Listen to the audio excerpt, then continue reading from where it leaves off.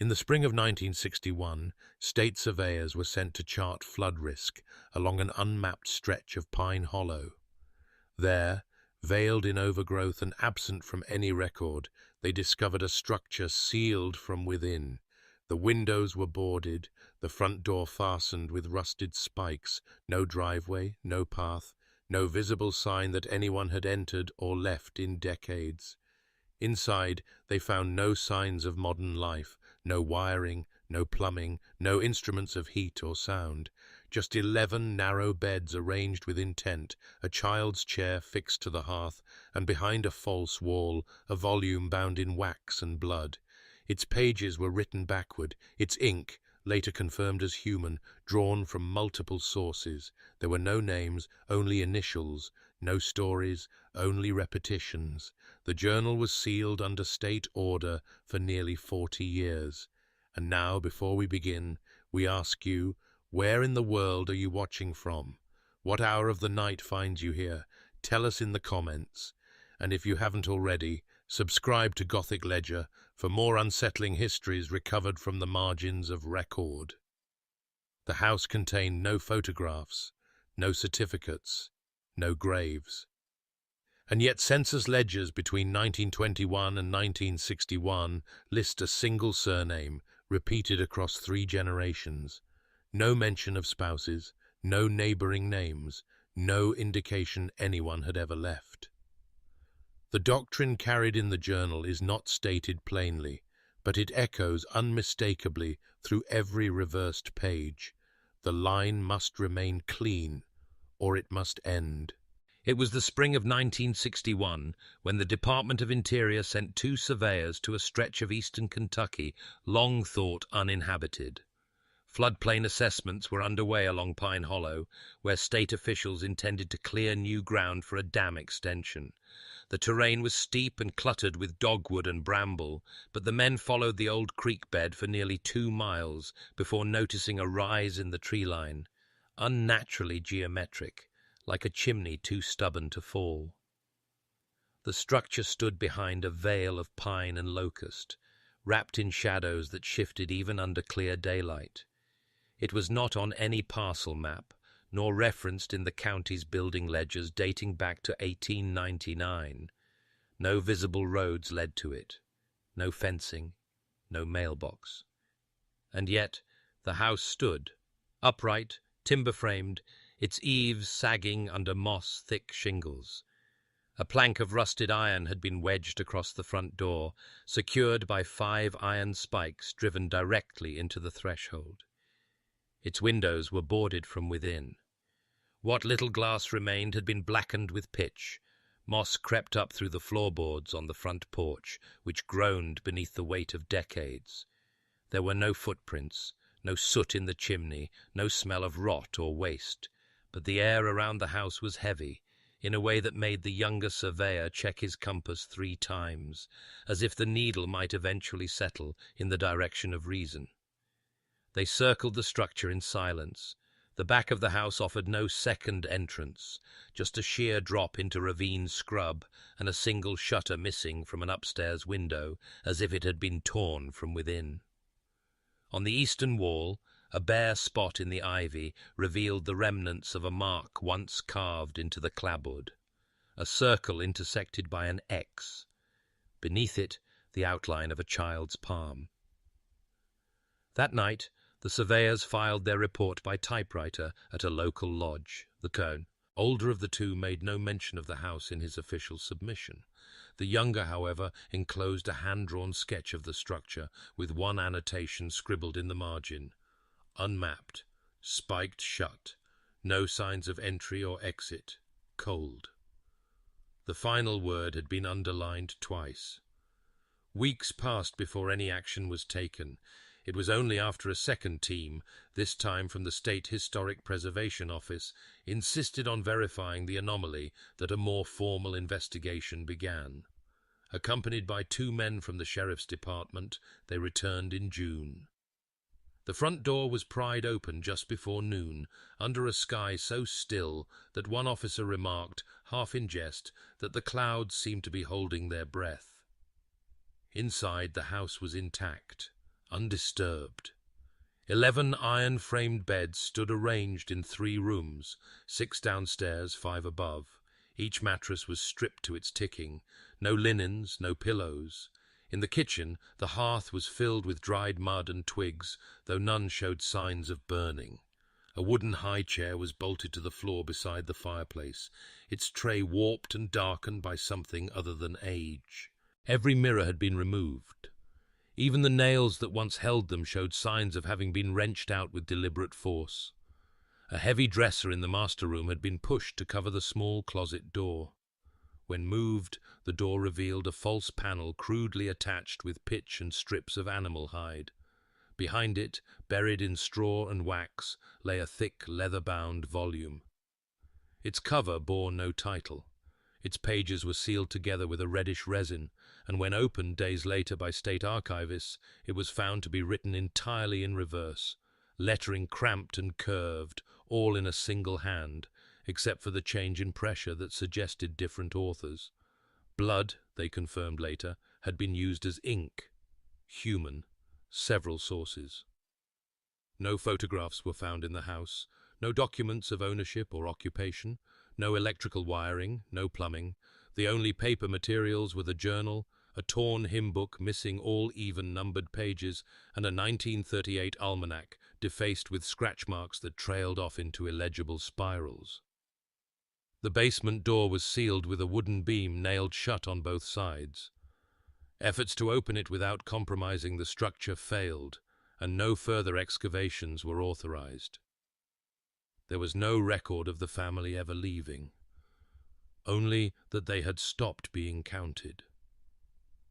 The house was quietly reclassified as a hazard and sealed once more, this time by the state. The journal was stored under restricted access until 1998, when jurisdiction transferred to a university archive and the documents were re-examined under psychological ethics protocols. But none of the investigators, not even the state-appointed historian who catalogued the site, could agree on one detail: whether the house had been built to keep people out or to keep something in. The journal was unearthed not by archaeologists but by circumstance, wedged behind a false panel no broader than a child's shoulder span. It had been sealed in wax, wrapped in linen that once bore the imprint of a hand, and hidden inside the wall cavity behind the master bedroom's dresser. The wax had blackened with time, flaked at the corners, and clung to the first pages like rot. It weighed more than expected. When first opened under sterile light at the State Records facility in Frankfurt, the writing appeared illegible until one intern held it against a mirror. Only then did the meaning emerge. The entire book had been written in reverse, from right to left, in curling strokes that mirrored penmanship manuals from the early 1900s.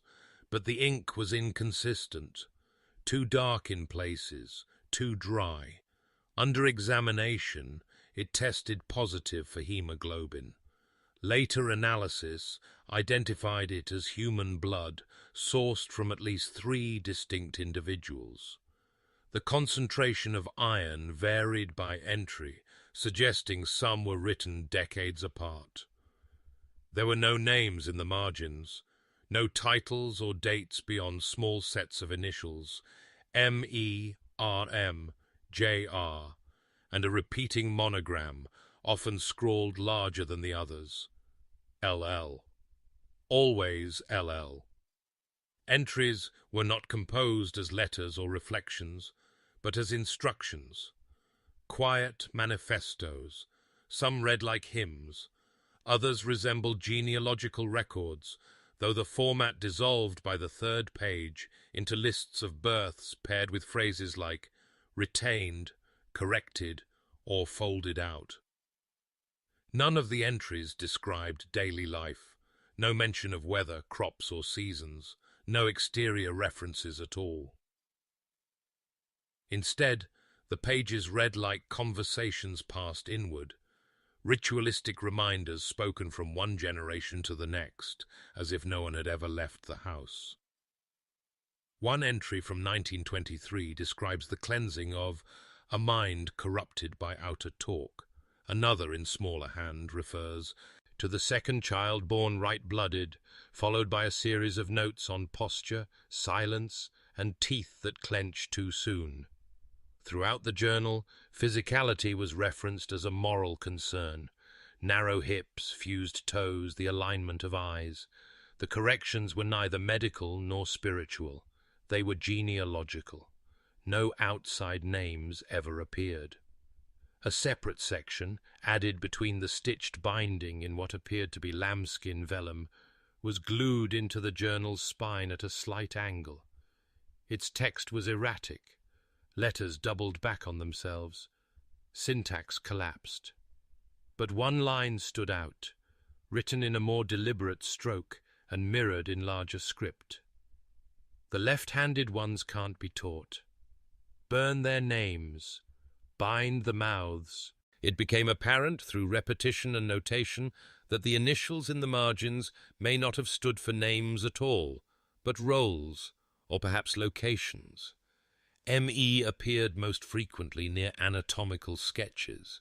J.R. was always followed by dates and corrections, and L.L., the dominant symbol, was most often written at the beginning and end of entries, as if marking authorship and approval. Forensic analysis revealed the pressure of the pen strokes deepened with each generation. Later entries tore slightly through the paper, as if written by an unsteady or malformed hand. By 1959, the language deteriorated into glyph-like shapes, still reversed, still in blood, but devoid of coherent meaning. Even among cryptographers, those last 2 pages resisted interpretation. The patterns resembled fetal silhouettes drawn in triplicate. But it was the final line, sealed with a pressed thumbprint in blood, that silenced the reviewing panel. We were not meant to bend outward. The journal was resealed under medical ethics restrictions for nearly 40 years, yet those who handled it firsthand reported more than professional unease. One archivist resigned 3 weeks after cataloguing its contents, citing difficulty with sleep and persistent nausea. She later described recurring dreams of a windowless room where children sat back to back, scribbling with their left hands in perfect unison, though none made a sound. What remains most disturbing is that the handwriting across all 40 years, despite apparent changes in age, strength, and clarity, never deviated in style, as though the hand that began the journal never truly died. The earliest entries in the blood-written journal carry a peculiar formality, as though the writer considered himself a steward more than a subject, an observer recording a necessary process. They do not begin with family names, nor prayer, nor even location. Instead, they open with a phrase written again and again, reversed and underlined, "Only the clean shall multiply." This phrase recurs across several pages, each time flanked by initials and markings that later researchers would liken to breeding charts, diagrams more commonly seen in livestock logs than in human record-keeping. There are no references to God, no mention of covenant, divine instruction, or redemption. The doctrine found within these pages is not theological, it is anatomical. The preservation of a line, referred to only in the singular, is described in stark biological terms: traits to be amplified, defects to be culled, hair color, spine length, facial symmetry. The entries speak of these attributes with the precision of a eugenicist, though no scientific source is ever cited. The knowledge appears self-contained, reinforced only by repetition and blood. A key passage, dated by ink degradation to the early 1920s, details a pairing between 2 individuals marked with the same monogram. LL plus LL yields second formation, no deviation in teeth, breaths evenly, no stammer. No names are given, no emotional reflection. The tone is mechanical, relieved only by a note in the margin. The line remains narrow. Narrow is strong. Later entries expand this ideology to behavioral criteria. A child who sang before sleep is described as unripe. Another who refused to eat boiled root is listed with the term excised. No context is provided for what excision entailed, though blood traces between pages suggest something was physically marked, redacted, or removed. The philosophy that emerges is one of contain me. Not expansion. It is not designed to welcome new blood, but to refine existing stock, generation after generation, until the line folds in on itself. What modern anthropology might call genetic bottlenecking is here framed as ascension. The fewer the variables, the fewer the flaws. The fewer the flaws, the closer to what the journal calls lineal perfection. By the 1940s, entries suggest a loss of cohesion in the household structure. Multiple birth records are logged in the same year, sometimes within weeks of one another. But rather than list the mothers separately, the journal marks each with a glyph resembling an eye crossed out. The fathers are never identified. One entry notes, "The seed corrects, the womb adapts, all forms are retested." It is not clear whether these words reflect belief, resignation, or madness. The doctrine's language grows colder as time progresses. Descriptions of spine lengthening successful, cleft reduced, and digits even replace any mention of love, union, or even biology. Mating is never described as an act. It is only referred to as folding, and those deemed unfit are marked with single letters, F, D, or S. Among archivists, the meaning of these classifications remains uncertain. Theories range from failed to disposed to something older and more ritualistic. There is a moment in one torn passage from 1953 where the writer, possibly the last to contribute, appears to hesitate. A brief line, shakily penned, reads, "The mirror forgets who first looked into it." The page ends abruptly. The next begins again with measurements. What becomes clear through the silence, through the sterile tone and meticulous record-keeping, is that this was no spontaneous decay of a family. It was chosen, overseen, repeated. The collapse was not accidental. It was ritualized, sought after, and the doctrine, rather than breaking under the weight of madness, appears to have calcified into a kind of sacred logic. No names were ever written, no individuality acknowledged, only initials.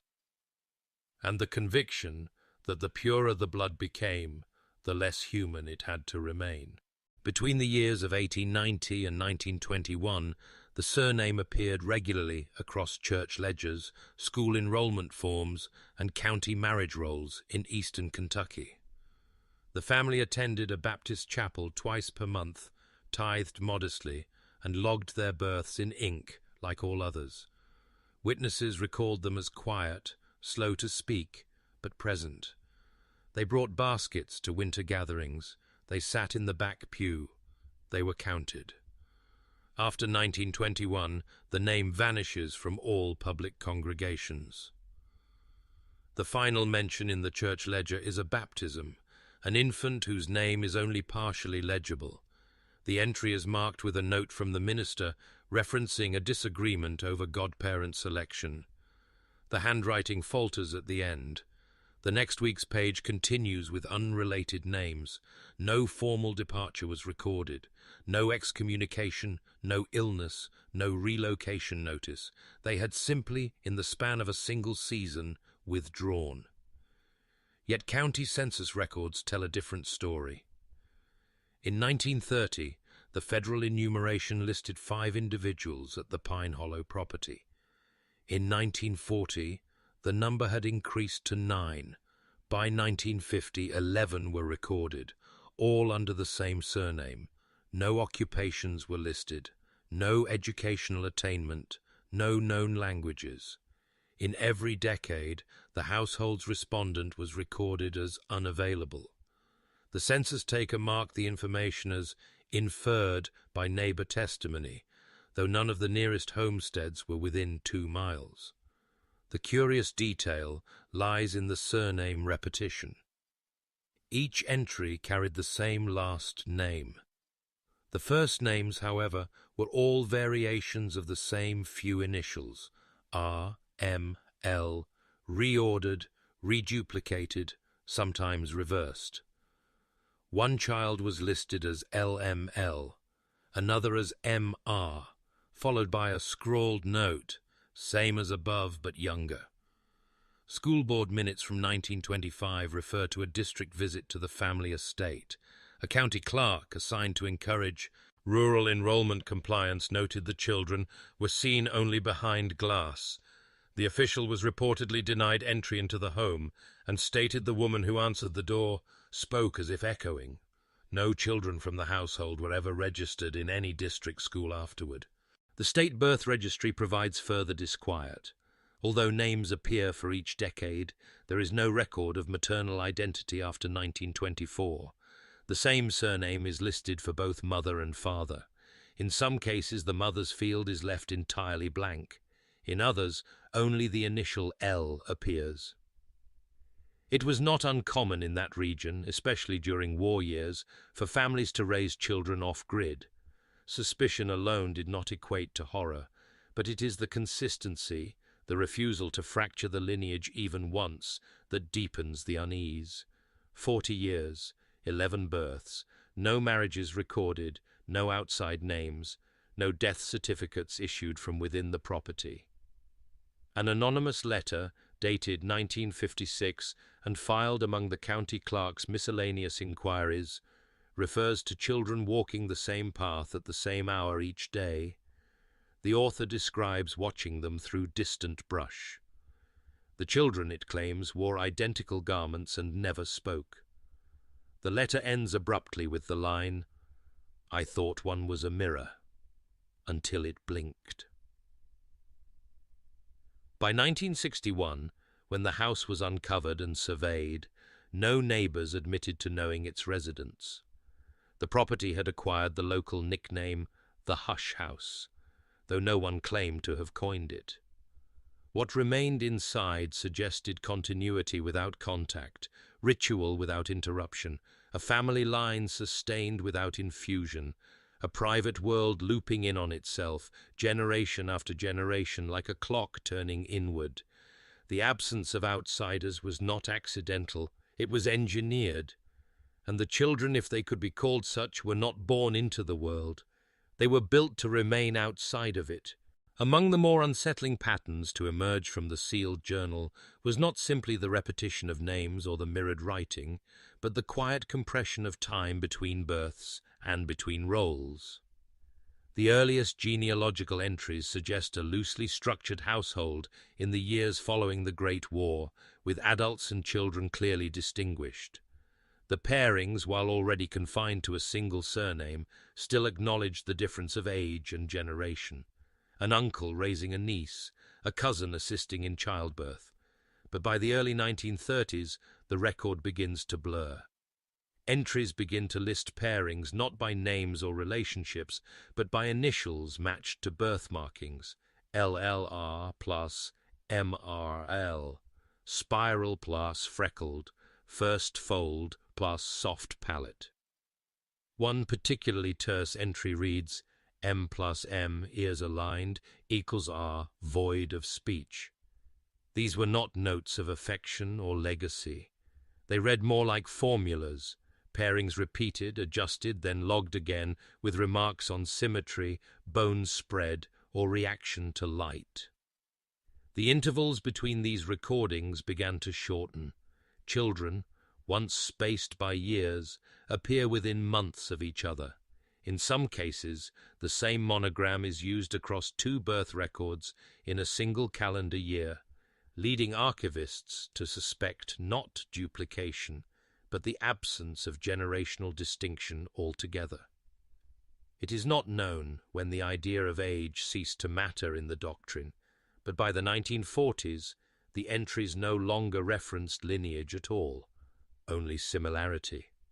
Infants were described as well mirrored, complete over previous, or held longer inside shows result. The implication was not that the children were simply relatives, but reflections, recreations of older stock, repetitions of blood not by accident but by design. Observers from the University Review Panel, granted limited access to the journal in 1999, noted how some entries described certain births as corrective, as though each generation sought to undo the small failures of the last. One birth was marked excess digits removed. Another read sits before speech, held posture. More troubling were the anatomical sketches. Drawn in coarse ink and usually reversed like the text, these outlines bore uncanny symmetry. The faces, when turned upright in mirrored light, bore matching eyes, narrow chins, and a particular curvature of the spine, consistent across more than 20 years of entries. The later children did not simply resemble their parents, they appeared to become them. One investigator remarked that the later portraits doubled backward, reflections of reflections, as if each generation became a paler replica of the last. The phenomenon echoed a known concept in closed population biology, generational mirroring, where traits compound not linearly but in recursive loops. With no external variables to disrupt the pattern, identity itself collapses into repetition. There is no indication in the journal that these children understood their position as singular. In fact, a 1951 entry states that the new M speaks as old M did, without prompt. Another entry, later in the same year, describes a child who recognized herself in the mirror but did not react, suggesting not confusion, but expectation. By the final decade, the journal becomes erratic.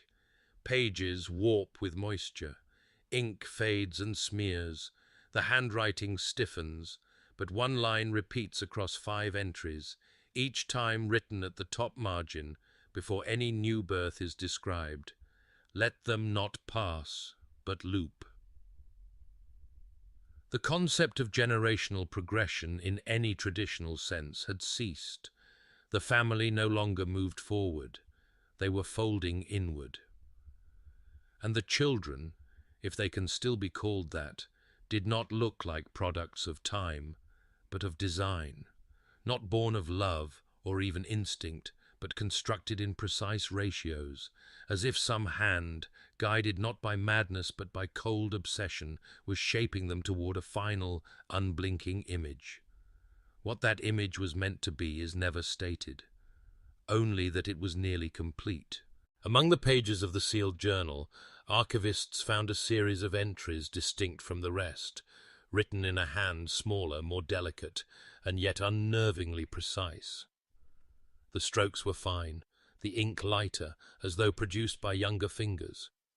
But it was not the age of the handwriting that drew attention. It was its orientation. Unlike the earlier entries, which had been reversed with intent but showed the slow degradation of pressure and stability, these newer passages were written flawlessly in mirrored cursive. Letter forms that typically betray a child's uncertainty, loop height, baseline alignment, spacing, were absent. The handwriting was perfect, not merely copied backward, but composed that way, as if the child had never learned to write in any other direction. Scholars reviewing the journal noted this pattern began around 1946. One entry, believed to be a lesson transcription, lists the entire alphabet in reverse order, followed by rudimentary instructions, also reversed, on how to pronounce the letters aloud. The sequence is repeated 3 times, then signed with a single initial. There are no forward-facing entries after this point. The implication is unsettling. These children were not correcting or mirroring an existing language. They were raised inside a reversed world. The journal, rather than being a cipher to decode, had become the only form of writing they ever knew. A loose sheet, tucked between pages near the end of the book, contained what appeared to be a story. It was written in the same fluid backward script and began with a child waking in a dark room with a window that showed no outside. The child counts the corners of the room, 4 at first, then 3, then none. The story ends abruptly with a line that, when mirrored, reads, "The mouth is learning not to speak." Below this, a fingerprint in blood, smaller than a coin. Language within the Bernsen. Doctrine was never used to communicate outward. It was a closed loop, a self-referencing system meant to transmit rules only to those inside the bloodline. If a child could write forward, they were considered misformed. If they asked to read aloud, they were marked with an S in the margin. That letter appears frequently, but never twice beside the same set of initials. It is presumed those children did not remain. An anecdote from a surviving field journal, written by a clerk who assisted in the 1961 investigation, describes a single page pinned to the wall above one of the attic beds. It was framed with twine, stitched crudely into the wooden paneling, and read only one line. The clerk mirrored it manually and deciphered it as, "Pure is thee." But it was the handwriting that disturbed him most. It was too symmetrical, too steady, a pattern without error. He later wrote that the script looked printed, but pulsing. There are theories among linguistic anthropologists that prolonged exposure to mirrored script affects cognition. The brain adjusts not only to the visual input, but to the logic behind it. Direction, sequence, and even time perception begin to distort. Reversed writing is not simply a novelty.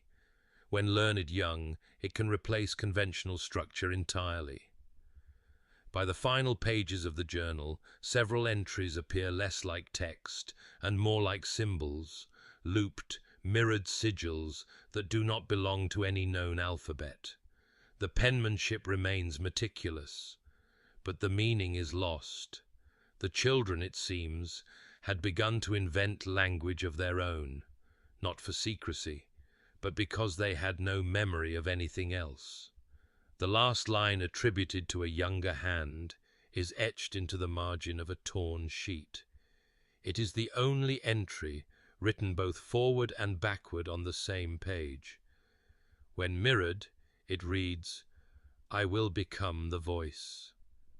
The forward version, written beneath, says nothing at all. Just a pattern, repeated until the ink ran dry. In the spring of 1944, a clerical review at the Breathitt County Records Office uncovered an inconsistency in the birth registry, one that would remain uncorrected and unexplained for the next 70 years. 5 infants had been registered under the same household, all within a span of 11 months. Each listing carried the same surname. Each birth occurred at the same address, a hillside property on Pine Hollow, long thought vacant by those who lived nearby. What made the entries most peculiar were not the dates nor the repetition of location, but the names themselves, or rather the absence of distinction. Each child was listed with identical initials, LL. The middle initials varied only slightly, alternating between R, M, and once, oddly, the number 3. No full names were given, no mothers identified. The entries bore no medical attendant or midwife signature, only the phrase "reported by resident," a term used when a household refuses external examination. The ink used in all 5 entries matched in age, but not in pen pressure, suggesting they were recorded at the same time, not in sequence. When cross-checked against death records, no matching infant deaths were found. None of the children were ever recorded again. No baptisms, no schooling, no marriages. It was as if they had been born to be counted and then folded back into the house. The journal, recovered 17 years later, makes cryptic reference to that same year. One page, dated 1944 in the margin and signed with the same initials, contains a mirrored diagram. 5 circles, each labeled with the same symbol, are drawn in a vertical line. Next to each, a brief notation: held breath, stilled blink, returned clean, returned folded, and simply returned. No further details accompany the sketch. though the page is marred with a dense, rust-colored stain, later confirmed to contain drides, the blood and cellulose fragments consistent with umbilical tissue. There are no references to twins, no signs of multiple births across entries, but later in the journal, a line appears beneath another child's name. Born among 5, kept as 1. A former census supervisor, interviewed decades later, recalled how the Pine Hollow property had once been flagged for further inspection due to inconsistencies in birth rates. A form letter was sent, requesting confirmation of family structure. The letter was never answered. When a field agent arrived at the property in early winter of that same year, he reported a total absence of noise from within the home. He noted smoke rising from the chimney, but no visible movement. He knocked twice. No reply. And then, from behind the wooden slats of a boarded window, he observed what he believed to be a child's face. Pale, identical in profile to a photograph he'd seen weeks earlier, submitted with one of the 1944 birth certificates. The child blinked once, then withdrew. A moment later, a second face appeared, then a third. All identical. The field agent returned with another census official the following morning, but by then the windows had been covered entirely in pitch. The property was later marked non-compliant, not hostile. No further visits were authorized. Whether the 5 entries in the 1944 registry represent 5 children or 1 child repeated through administrative error remains a matter of archival debate.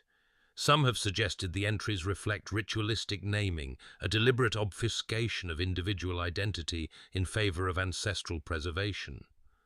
Others have proposed something less symbolic, that perhaps the children were indeed 5 in number, identical, interchangeable, and trained to replace one another without interruption. The journal, for its part, offers no clarification. Only a final line, written in reverse at the bottom of the stained page. No one will know which one saw the sun. Toward the latter half of the journal, where the ink had begun to pale and the mirrored text gave way to increasingly erratic scrawl, there exists a single entry unlike the rest. Dated 1957, it is the only page not signed with the usual monograms or anatomical symbols. Instead, it is marked only by the phrase, "Last clean one." The handwriting is hesitant, uncertain. It lacks the precision found in earlier entries, the confident symmetry of a child raised to reverse the world. The letters lean inconsistently left and right, as if the writer had been forced to unlearn something fundamental. The script resembles a person speaking a language they no longer believe in. This voice, though faint, breaks the long pattern of ritual and obedience. Rather than reinforce the doctrine, the writer begins by admitting confusion. Not guilt, not error, just a quiet, calculated confusion. "The others move in rhythm," the page reads, "but it is not mine. They speak my name, but not with mouths." What follows is a brief accounting, not of births or corrections, but of anomalies. The writer describes the house as shrinking, not in dimensions, but in function, rooms repurposed, hallways sealed, mirrors, once absent, now reappearing where windows had been. The attic no longer held beds, it held watchers. There is mention of one sibling, or something that called itself such, who walked without bending his knees. Another, who copied the writer's speech before it was spoken. The tone here shifts from curiosity to dread. The writer admits to sleepwalking, though not outside the home. Rather within rooms he believed had been locked for decades. One note simply reads, "I woke inside the wall." The biological language of earlier entries, notations of breeding and refinement, is notably absent here. Instead, the writer focuses on gesture, repetition, and imitation. A growing awareness that those around Weinstead, him, were no longer simply kin, but echoes. He states that one figure wore his clothes, mimicked his limp, and smiled too long in silence.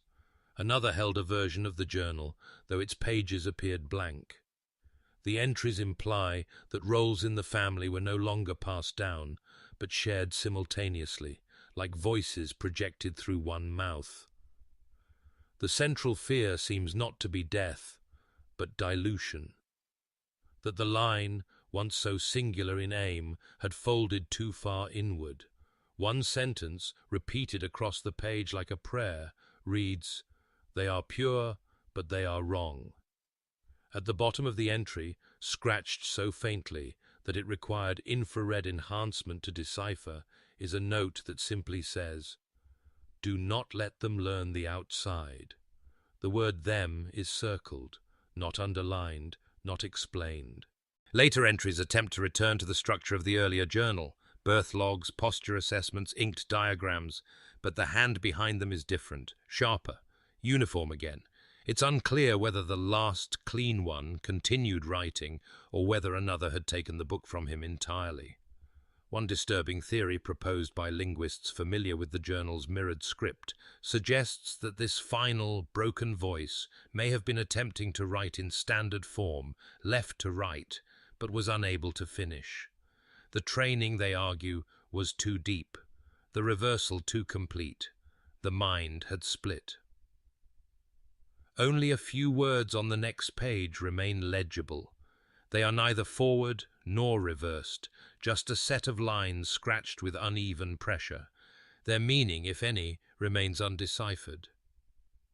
But to those who have studied the journal in silence, scholars, archivists, and more than one anonymous clergy member, there is consensus on one point.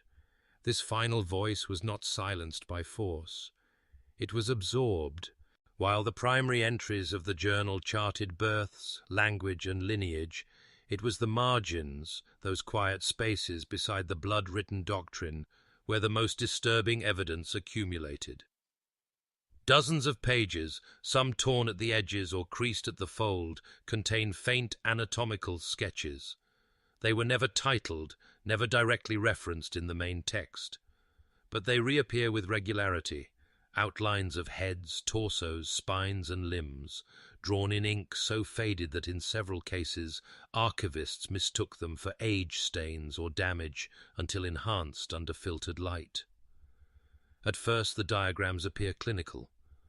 Measurements flank each sketch: shoulder width, skull circumference, arm length, number of visible teeth.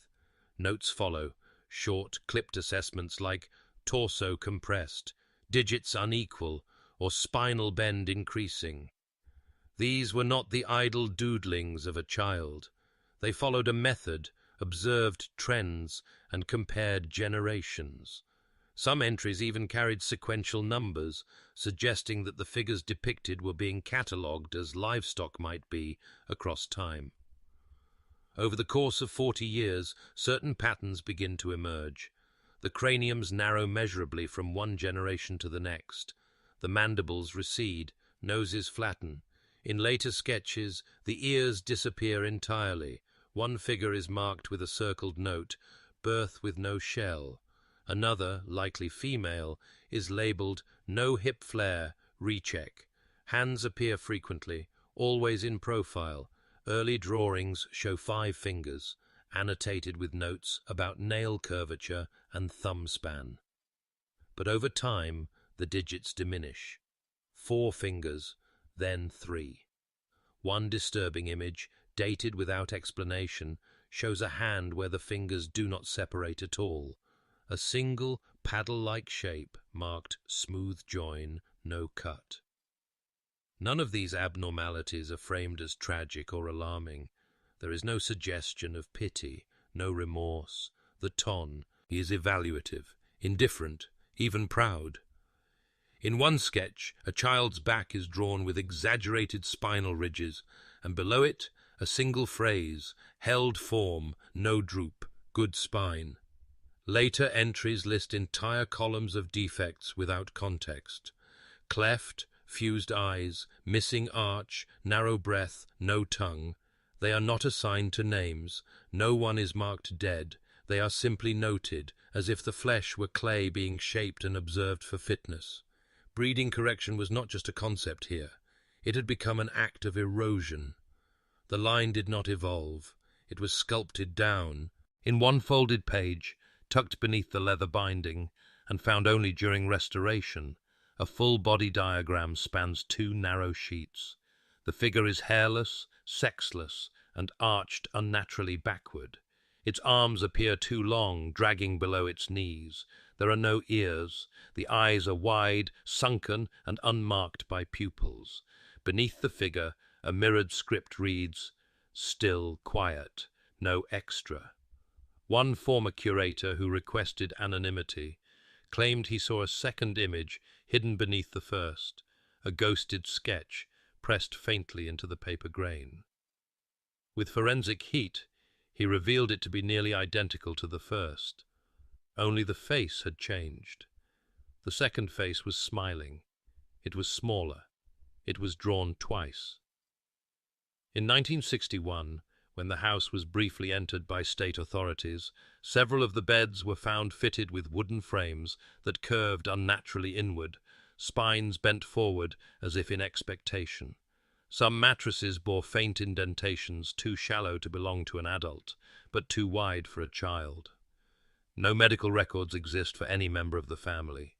No bones were recovered, no graves exhumed. Yet the anatomical notes continue across the final pages of the journal, long after the entries lose coherence. The last legible image, drawn in pencil across the inside cover, shows a human form with no hands, no feet, and no face. The arms are crossed inwards, not in prayer, but in containment. Beneath it, a final marginal note. The shape remains. We only smooth the noise away. When the house at Pine Hollow was forcibly opened in 1961, the ground floor and cellar yielded little beyond silence and stillness. Dust lay thick over iron bed frames. Bowls were arranged without food. A child's chair remained bolted to the floor beside a fireplace that had never seen flame. But it was the upper level, specifically the narrow north-facing room at the end of the attic hall, that resisted entry. Unlike the other doors, which hung loose or lay ajar, this one was nailed shut from the outside. 4 iron spikes crossed the threshold. Rusted brackets were affixed at the corners. A padlock, ancient but intact, hung from a metal plate driven through the frame. No keys were found on site. It had not been opened in years. Later accounts described the decision to breach the door as reluctant. None of the investigators could agree on who gave the instruction. A deputy recalled the moment as quiet, too quiet to argue with. The lock was removed, the nails pulled loose one by one, and behind the door, beneath a low ceiling that bowed inward with age, was a room unlike any other in the house. 3 beds low to the ground had been arranged in parallel against the wall. They were smaller than standard cots, handcrafted. Their posts were uneven, and their frames unusually narrow, as if designed for bodies that had not grown according to expectation. Each bed bore iron fixtures at its corners, still affixed to short chains. The chains terminated in heavy, worn buckles. Beneath the middle bed, a dark stain bloomed from the floorboards outward, stopping in a perfect semicircle against the footboard. Later tests identified the stain as human blood. It had seeped between the cracks and dried into the grain over many years. No body was found. One wall of the room had been marked in dozens of vertical slashes, some shallow, some deep. The cuts formed no clear pattern, no numbers or letters, just repetitions of force, etched downward with something sharp and unsteady. A second wall bore nothing at all, save for a single piece of twine nailed in a crooked line from corner to corner. Attached to the twine were 5 yellowed cards, each with a mirrored letter scrawled in what appeared to be charcoal. When viewed through reflection, the cards spelled a single word: still. Tucked beneath one of the beds was a folded cloth bundle. Inside were 2 objects, a wooden spoon worn down to a nub, and a paper scrap covered in mirrored handwriting. It bore the date 1955. The message, when reversed, read, The third is not like them. The third speaks without sound. Investigators noted that the room had no insulation, no ventilation. The single window had been boarded from within. One of the boards had scratch marks along the lower half, spaced with regular rhythm, too low for an adult hand, too deliberate for rodents. The glass beneath the boards was intact, but clouded from the inside with a thick film, as if someone had pressed against it day after day, until the surface began to fog with skin oil and condensation. No handprint remained, only the pressure of repetition. There is no indication of how long the children, if children they were, remained in that room. No names were assigned to the beds, no voices were recalled by any neighbors. Yet one entry from the journal, dated 2 years before the discovery, suggests a purpose for the locked space. It reads simply, "We hold what diverges." The floor beneath the bloodstain was later removed for examination. A shallow cavity was discovered, empty, save for 3 strands of hair, coiled neatly, knotted at one end. The hair was dark, human, and when tested decades later, revealed mitochondrial DNA inconsistent with the known lineage of the household. It did not match any of the other samples recovered from the journal pages, the walls, or the bedding. It matched no one at all. Somewhere between the restraints, the slashed walls, and the sealed window, something else had lived there, however briefly. Something not off the line, and by all appearances they had tried to correct that. The final entries in the journal differ markedly in tone, pressure, and intent. Where earlier pages were crowded with mirrored doctrines and measured corrections, records of bone, blood, and symmetry, these last passages are sparse, brittle, and visibly strained. The ink is faint in places, rushed in others, as though the writer had begun too late and wrote with shaking hands. It is not clear who composed these closing thoughts. The handwriting does not match the earlier generations. The flourishes are gone. The lines slant downward across the page as if pulled by weight. The monogram used throughout the family's lineage, LL, appears here only once, scratched into the lower corner like an afterthought. The rest is unsigned. The first of the final passages begins with a simple declaration. It has turned inward upon itself. No elaboration is offered, just the statement, floating on the page, followed by a noticeable gap, as if the writer had paused in hope that the ink might answer back. Later lines suggest a growing awareness that the doctrine of purity, upheld for over 4 decades within the walls of Pine Hollow, had entered a terminal phase. The children, it says, no longer followed instruction, not because they resisted, but because they no longer needed to be told. They had become it.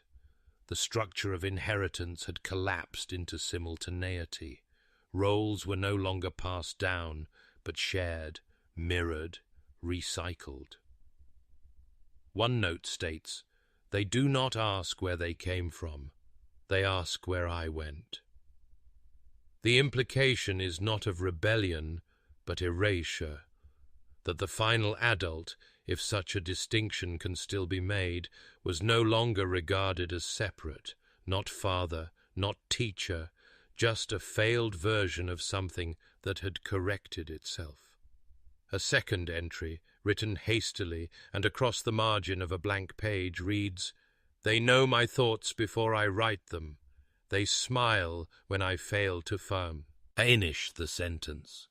The line ends abruptly, mid-stroke. From this point forward, the journal becomes fragmented. Pages go unnumbered. Some are covered in repeated words, others in ink blots that do not dry. One page is filled entirely with backward rows of the letter M. Across the top, a mirrored phrase, "One will not blend." But it is the final full page that marks the journal's closure, not with ritual, but with warning. It begins with a list. Each line begins with the word seal. Seal the pantry, seal the stairwell, seal the attic floor, Then more abstractly, seal the names, seal the memory, seal the blood. And then, at last, seal the house, let it be the grave. No one must survive the ruin. The sentence is underlined 3 times. The final stroke cuts through the bottom margin and into the leather of the binding itself. Authorities who examined the house in 1961 noted that many of these commands had in fact been carried out. Rooms were nailed shut, hallways blocked by collapsed furniture. The pantry had been filled not with food, but stones. All mirrors, as earlier noted, had been removed or blackened. Even the small fireplace had been stuffed with hay and lye. Only the front door had remained untouched, left to be found, perhaps deliberately. A final phrase, found scrawled on the inside of a closet wall, seems to echo this intention. It was not written in ink, but scratched into the wood. The letters are reversed, crude but decipherable. We could not be buried, so we became the house. No human remains were ever found inside, but blood traces were present in every room, most old, some recent. One long smear ran from the base of the attic door to the lower stairwell. It stopped midway. No footsteps followed. Whether the final writer succeeded in sealing the ruin is unknown, but by the time the house was rediscovered, it had already been forgotten by the world beyond, hidden as if it had collapsed inward, not structurally, but genealogically. And if any of the children had survived, they did not leave. They waited. When the journal was extracted from the hidden cavity within the house on Pine Hollow, it was handed over not to the press or public record, but to the Kentucky State Archives under immediate temporary custody. The officials involved in its handling were instructed, unofficially, to speak of it only in vague terms: an anomalous document, sensitive genealogical material, or unresolved property evidence. Internally, however, it became known by another name, Object 012. Though there was initial interest in full transcription, the process halted just 4 weeks into review. The preliminary analysts, 3 archivists and 1 forensic linguist, each submitted internal memos flagging the content as non-narrative, ethically volatile, and psychologically corrosive. The document did not fit into existing archival categories. It was neither historical ledger, medical record, nor private diary. It was something else entirely. A closed system of thought, operating by internal laws. One senior examiner requested psychiatric leave after reporting recurring dreams of mirrored corridors and children without breath. Another complained of vertigo while handling the journal, stating that the mirrored script made her feel as though she was reading herself backward. Within a month, all further transcription was suspended. A formal petition was submitted to classify the material under the Kentucky Medical Ethics Clause 27B, an obscure statute designed originally to protect patient records involving extreme mental illness or unsanctioned procedures. Though the law had rarely been invoked since the 1920s, the petition was approved within 2 days. From that point forward, the journal ceased to exist in the public record. It was placed in a sealed container and assigned an access code under the Department of Health, not the Archives Division. Even its location within the buildings was altered, moved from the General Holdings Catalogue to an unmarked annex reserved for restricted artifacts, many of which had no clear legal origin. There was no media coverage, no public announcement. The field notes from the Pine Hollow investigation were quietly reduced, redacted, and refiled under unrelated property law disputes. A single black and white photograph of the journal's cover exists, taken under poor lighting and never officially circulated. In the image, the leather appears bloated and uneven. A faint stain, possibly wax or oil, stretches across the spine like a darkened vein. What appears to be a fingerprint pressed into the top corner in dried blood, remains partially visible, though blurred. In 1971, the journal was briefly reopened under pressure from a university research team investigating hereditary isolation in Appalachian communities. After reviewing just 17 pages, the team withdrew their request. One linguist described the text as self-cancelling, claiming that reading too far into it created a sensation of forgetting what had already been read. Another researcher, who later left the project, allegedly described seeing a shape in the language but could not explain what he meant. When asked to elaborate, he simply replied, "It's not a book, it's a behavior." The journal was resealed. Over the following decades, the property on Pine Hollow was listed and delisted from tax rolls multiple times, often due to administrative confusion over ownership. Satellite imaging showed no visible change to the site, no structural collapse. The house remained standing, though overgrown and unvisited. In 1996, it was removed from state records entirely. To this day, there is no record of the family's name in Kentucky's genealogical index. The census entries have been archived but redacted. No first names remain, only initials, and even those appear to shift between documents, as if the lineage had begun to recede, not just from public record, but from memory itself. The last formal mention of the case appears in a 1983 ethics review panel, where the journal is referred to only as Subject Text 0. The report concludes with one sentence unsigned: "Exposure to the material does not teach. It replicates."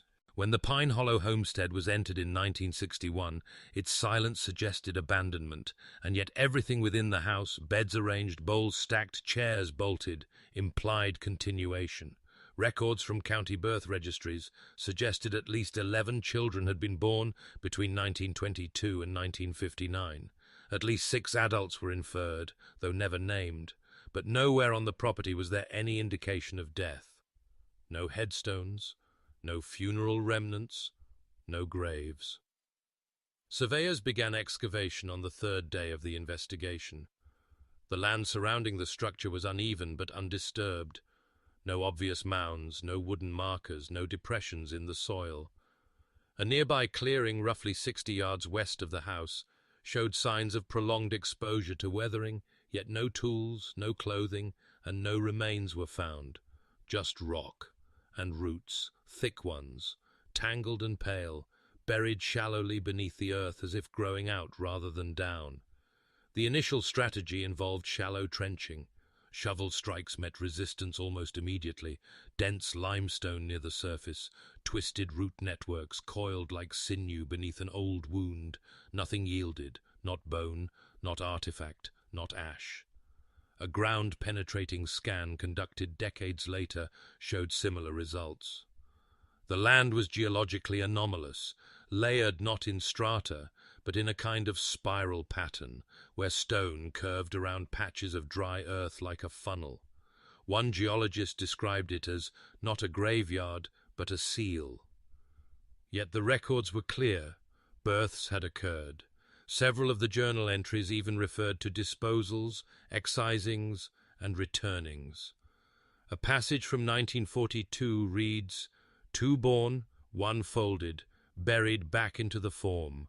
No indication is given as to what form refers to, but by 1945 the word appears again, returned into the root. One investigator recalled a moment during excavation where a sapling, no taller than a boy's shoulder, was removed to allow for further digging. The tree came free with unnatural ease. Its root system, though wide, had no central trunk, just offshoots, coiled in mirrored symmetry. At its base, beneath the loosened soil, they found something round, polished, porous. It resembled a jawbone, but it was too small, too thin, and it bore no teeth. It was never sent to lab testing. Instead, the site was quietly reclassified, no longer an excavation but a preservation zone. Soil removal was halted. A memo was filed noting cultural sensitivity and structural instability. The clearing was left untouched, and the surrounding forest was encouraged to regrow. Decades later, a naturalist visiting the region noted that no animals, neither rodent nor bird, nested within a 40-yard radius of the property. The soil, though rich with visible roots, yielded no worms, no beetles, and no sign of decay. Leaves dropped from the canopy above, fell and dried, but never decomposed. They simply remained year after year, forming a brittle carpet over a ground that seemed to resist change. What remains most disturbing is not what was found beneath the house, but what wasn't. In every recorded case of rural lineage across Appalachian counties during the same decades, at least one burial plot, marked or unmarked, is present. Family graves, stone circles, primitive cairns. Here, there is none. Despite decades of life lived in complete isolation, the family left no evidence of death, only repetition. Some have speculated that the bodies were burned or buried deep in limestone caves. Others suggest they were never buried at all, a rare unofficial entry from a county worker who visited the site in 1978 offers one last possibility. He described seeing dozens of wildflowers blooming around the western edge of the house, an area where no seeds had been sown, no sunlight reached. The petals, he wrote, were the exact pale tone of infant gums. He did not return to the property. No forensic proof was ever recovered from the soil. And yet the ground feels full. In the decades following the suppression of the Pine Hollow Journal, its contents remained largely inaccessible, restricted under ethical statute and housed in a sealed annex. Yet the fragments that circulated among forensic anthropologists and linguistic theorists, carefully paraphrased, heavily redacted, began to form the basis of a new and quietly disturbing hypothesis. It would later be called the mirror generation theory. At its core, the theory proposed that the family at Pine Hollow had ceased to evolve biologically in any meaningful sense after the second generation. Through deliberate, methodical inbreeding over 4 decades, the genetic pool had narrowed to a critical point, not resulting in collapse, as is often expected in closed populations, but in eerie repetition. Initial signs were anatomical. Birth records noted recurring traits across decades: fused digits, bowed spines, mirrored molar patterns, recurring earlobe detachment. But it wasn't until the journal was partially transcribed in 2001 by a linguistics consortium working off unauthorized scans